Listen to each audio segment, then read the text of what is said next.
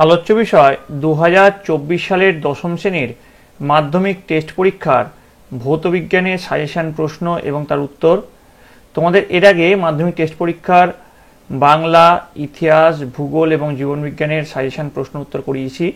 তোমরা যারা যারা দেখোনি তাদের জন্য লিঙ্ক ডিসক্রিপশন বক্সে আছে, তোমরা সেখান থেকে দেখে নিতে পারো।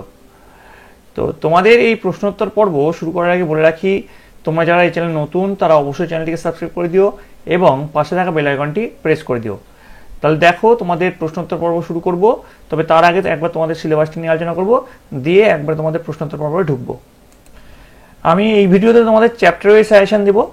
প্রথমে দেখো, প্রথমে যে বিভাগ আছে সাধারণ অংশ, সেখানে পরিবেশের জন্য ভাবনা, এখানে তোমাদের থাকছে একটা এমসিকিউ, দুটো 1 নম্বর প্রশ্ন, একটা 2 নম্বর প্রশ্ন, মোট থাকছে 5 নম্বর।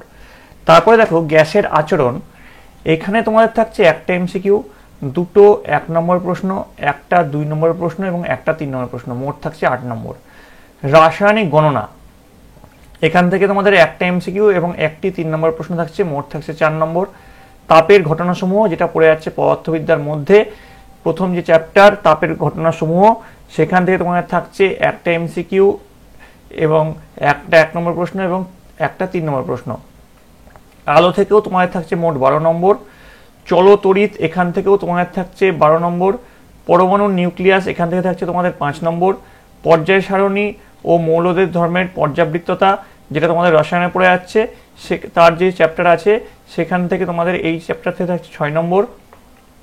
আয়নীয় ও সমযোজী বন্ধন, এই চ্যাপ্টার থেকেও থাকছে তোমাদের 6 নম্বর। তড়িৎ প্রবাহ ও রাসায়নিক বিক্রিয়া, এখানে থাকছে 6 নম্বর। পরীক্ষাগার ও রাসায়নিক শিল্পে অজৈব রসায়ন, এখান থেকে তোমাদের থাকছে 8 নম্বর। ধাতুবিদ্যা, এখান থেকে থাকছে 5 নম্বর। জৈব রসায়ন, এখান থেকে থাকছে 8 নম্বর। মোট তোমাদের 90 নম্বরের পরীক্ষা হবে। যাতে তোমরা দেখতে পাচ্ছ এখানে এমসিকিউ থাকছে 15টা, 1 নম্বর প্রশ্ন থাকছে 21টা, 2 নম্বরের প্রশ্নের মোট মান থাকছে 18 নম্বরের এবং 3 নম্বর প্রশ্নের মোট মান থাকছে 36 নম্বরের। মোট তোমাদের 90 নম্বরের পরীক্ষা। তোমাদের পরীক্ষা দেওয়ার আগে যেসব জিনিসগুলো মনে রাখতে হবে সেগুলো একবার দেখে নাও। ভৌতবিজ্ঞানের ক্ষেত্রে ফর্মুলা এবং তার নোটেশনের ক্ষেত্রে, ফিজিক্সের অঙ্ক করার ক্ষেত্রে যেখানে সূত্র বা ফর্মুলা লিখবে তার পাশে তার কোন অক্ষরটি কোন বিজ্ঞানসম্মত নির্দেশক সেটাও তোমাদের লিখতে হবে, নইলে কিন্তু নাম্বার কাটা যাবে। যেমন পি হচ্ছে চাপ, ভি হচ্ছে আয়তন, টি উষ্ণতা, এগুলো না লিখলে ছোট ছোট নাম্বার কাটা যেতে পারে। তারপরে দেখো অঙ্কের একক দেওয়ার ক্ষেত্রে ফিজিক্স এবং কেমিস্ট্রি যেখানেই তোমাদের অঙ্ক থাকবে সেই অঙ্কের শেষে তোমাদের উত্তরের একক দিতে হবে। যে ক্ষেত্রে একক থাকবে না সেক্ষেত্রে আলাদা ব্যাপার, কিন্তু একক না দিলে হাফ নাম্বার কিন্তু কাটা যাবে। এবার দেখো কেমিস্ট্রি রিয়াকশনের ক্ষেত্রে দুই দিকের বিক্রিয়া ব্যালেন্স করে ঠিক আছে কিনা দেখে নেবে। সঠিকভাবে কোন যৌগের সংকেত পরিষ্কার করে লিখবে যাতে পরীক্ষকের বুঝতে কোনো রকম অসুবিধা না হয়। এবার দেখো প্রথম চ্যাপ্টার থেকে যে সাজেশনগুলো আছে, দেখো প্রথম যে প্রশ্ন তাপন মূল্য কি। 2 নম্বর দেখো বায়োফুয়েল কিভাবে তৈরি করা হয়, এর ব্যবহার লেখো। 3 নম্বর ফায়ার আইস বা আগুনের বরফ বলতে কি বোঝো। 4 নম্বর স্থিতিশীল উন্নয়ন কি। 5 নম্বর জীবাশ্ম জ্বালানির সংরক্ষণের প্রয়োজনীয়তা ও পদ্ধতিগুলি লেখো। 6 নম্বর সৌরশক্তির প্রধান ব্যবহারগুলি লেখো। 7 নম্বর বর্জ্য থেকে কিভাবে বিদ্যুৎ উৎপাদন সম্ভব। 8 নম্বর পাওয়ার অ্যালকোহল বা গ্যাসোল বলতে কি বোঝো। 9 নম্বর ওজোন স্তর ধ্বংসের ক্ষেত্রে সিএফসি এর ভূমিকা কি, অর্থাৎ ক্লোরোফ্লোরোকার্বনের ভূমিকাটা এখানে তোমার লিখতে হবে। এই প্রশ্নের উত্তরগুলো তোমাদের বইয়ে পেয়ে যাবে, যদি না পারো কোনোটা সেটা কমেন্টে জানাবে, আমি তোমাদের সেই উত্তরগুলো তোমার করিয়ে দেবো। এবার দেখো দ্বিতীয় অধ্যায়, এটা গ্যাসের আচরণ, যেটা রাসায়নিক গণনা। তো প্রথম যে প্রশ্ন, গ্যাস সংক্রান্ত চার্লসের সূত্রটি বিবৃত করো ও সূত্রটিকে লেখচিত্রের সাহায্যে প্রকাশ করো। 2 নম্বর আদর্শ গ্যাস সমীকরণটি প্রতিষ্ঠা করো। 3 নম্বর দেখো কোনো গ্যাসের মোলার আয়তন বলতে কি বোঝায়। বাস্তব গ্যাসের আদর্শ গ্যাসের আচরণ থেকে বিচ্যুতির 2টি কারণ উল্লেখ করো। 4 নম্বর অ্যাভোগাড্রোর সূত্রটি বিবৃত করো। 5 নম্বর কোনো নির্দিষ্ট উষ্ণতা ও চাপে বাস্তব গ্যাসগুলির মোলার আয়তন প্রায় সমান এবং এসটিপিতে এর সীমান্ত মান 22.4 লিটার। এই পরীক্ষার লব্ধ তথ্য থেকে কিভাবে অ্যাভোগাড্রো সূত্রে উপনীত হওয়া যাবে। 6 নম্বর চার্লসের সূত্র থেকে পরম শূন্য উষ্ণতার ধারণাটি লেখো। এবার দেখো তৃতীয় অধ্যায় চলে যাচ্ছি, তাপের ঘটনাসমূহ। প্রথম যে প্রশ্ন, তাপ পরিবাহিতা কাকে বলে, এর একক কি। 2 নম্বর প্রশ্ন, তাপ পরিবহন ও তড়িৎ পরিবহনের মধ্যে 2টি করে সদৃশ্য এবং বৈসাদৃশ্য উল্লেখ করো। 3 নম্বর তরলের আপাত প্রকৃত ও প্রসারণ গুণাঙ্কের সংজ্ঞা ও গাণিতিক রূপ লেখো। 4 নম্বর, গ্যাসের আয়তন প্রসারণ গুণাঙ্কের সংজ্ঞা ও গাণিতিক রূপটি বর্ণনা করো। 5 নম্বর, তরলের প্রসারণ গুণাঙ্ক দুটির মধ্যে সম্পর্ক লেখো। 6 নম্বর, কঠিনের দৈর্ঘ্য প্রসারণ ক্ষেত্র প্রসারণ ও আয়তন প্রসারণ গুণাঙ্কের মধ্যে সম্পর্ক কি। এবার চলে আসছি পঞ্চম যে অধ্যায় আলো থেকে। প্রথম প্রশ্ন যে প্রমাণটা করতে বলেছে সেই প্রমাণটা দেখে নেবে। দ্বিতীয় প্রশ্নের প্রমাণ, এই প্রমাণটা ভালো করে রাখবে, এগুলো কিন্তু পরীক্ষার জন্য খুব ইম্পর্টেন্ট। 3 নম্বর দেখো, লেন্সের আলোক কেন্দ্রের সংজ্ঞা দাও। 4 নম্বর, আলোর বিচ্ছুরণ কি। 5 নম্বর, হাইপার মেট্রোপিয়া কি, প্রতিরোধ উপায় কি। 6 নম্বর, রৈখিক বিবর্ধন কাকে বলে। 7 নম্বর, শুদ্ধ বর্ণালীর ঘটনার শর্তগুলি লেখো। 8 নম্বর, গাড়ির ভিউ ফাইনালে উত্তল দর্পণের ব্যবহার করা হয় কেন, এটা লেখো। ঠিক আছে, ষষ্ঠ অধ্যায়, সেখানে চলে যাচ্ছি। চলতরিতের ক্ষেত্রে তোমাদের প্রথম যে প্রশ্ন, ভাস্কর বাতি ব্যবহারের চেয়ে সিএফএল বাতি ব্যবহারের দুটি সুবিধা লেখো। 2 নম্বর, লেঞ্জের সূত্রটি বর্ণনা করো। 3 নম্বর, তড়িৎ প্রবাহের তাপীয় ফল সংক্রান্ত জুলের সূত্রটি বর্ণনা করো। 4 নম্বর, ওহমের সূত্রটি বর্ণনা করো। 5 নম্বর, জলবিদ্যুৎ উৎপাদনের ভিত্তিগত কৌশলটি লেখো। 6 নম্বর, বৈদ্যুতিক শক্তি অনুমানের মূল্যায়নকরণ কিভাবে করা হয়। 7 নম্বর,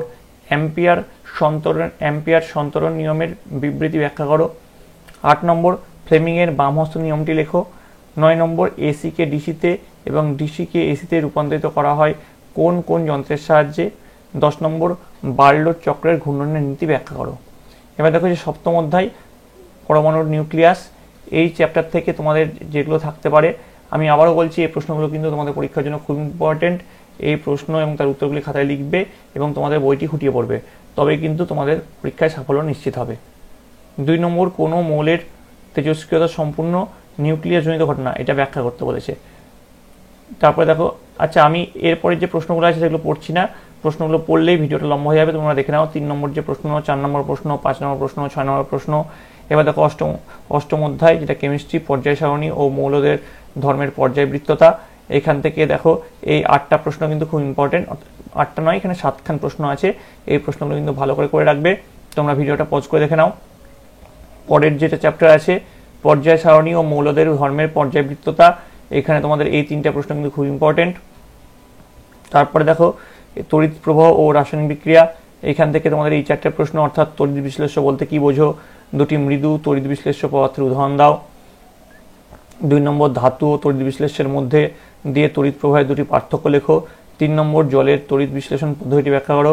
4 নম্বর, বস্তুর উপর সোনা ও রূপার প্রলেপ দিতে কি কি তড়িৎ বিশ্লেষ্য লাগে, অ্যানোড ও ক্যাথোড হিসেবে কি ব্যবহার করা হয়।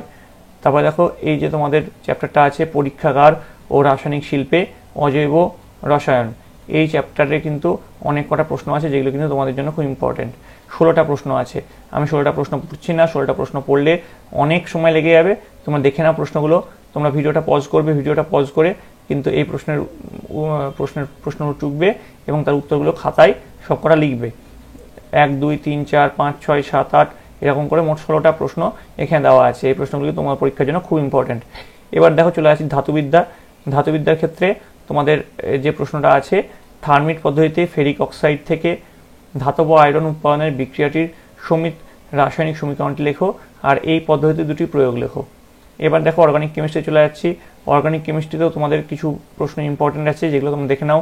অজৈব ও জৈব যৌগের দুটি পার্থক্য উল্লেখ করো, কার্বনের ক্যাটিনেশন ধর্ম কি, কার্যকরী মূলক কাকে বলে উদাহরণ দাও, অ্যাসিডিনের শিল্প উৎস ও ব্যবহার উল্লেখ করো।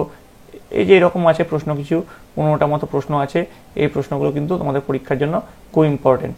ঠিক আছে, তো এই গেল তোমাদের ফিজিক্সের 2024 সালের মাধ্যমিকের টেস্টের তোমাদের যে প্রশ্নপত্র। তোমাদের যদি কোনো প্রশ্নের উত্তর দরকার হয়, যেগুলো তোমরা পারছো না, বইয়ে পাচ্ছ না, সেগুলো কমেন্টে জানাবে, আমি তার উত্তরগুলো তোমাদের কমেন্টে দিয়ে দেবো। তো যদি তোমাদের ভিডিওটা ভালো লেগে থাকে অবশ্যই লাইক করবে, বন্ধুদের কাছে অনেক শেয়ার করবে। আর তোমার যদি মনে হয় যে তোমাদের এই যে প্রশ্নগুলো দিলাম এর উত্তরগুলো আলাদা করে একটা ভিডিওতে লাগবে, হয়তো সেই ভিডিওতে তোমাদের আমি কিছু বলতে পারবো না, কারণ ভিডিওটা অনেক লম্বা হবে। আমি ভিডিওটা বানিয়ে তোমাদেরকে জাস্ট স্ক্রল করে তোমাদেরকে দেখিয়ে দেবো যে উত্তরগুলো কী হবে, তোমরা পজ করে দেখে নেবে। সেরকম যদি কোনো একটা ভিডিও চাও, তার জন্য অবশ্যই তোমরা কমেন্ট করবে আমি কিন্তু তোমাদের কমেন্ট পেলে অবশ্যই সেই ভিডিওটা বানাবো।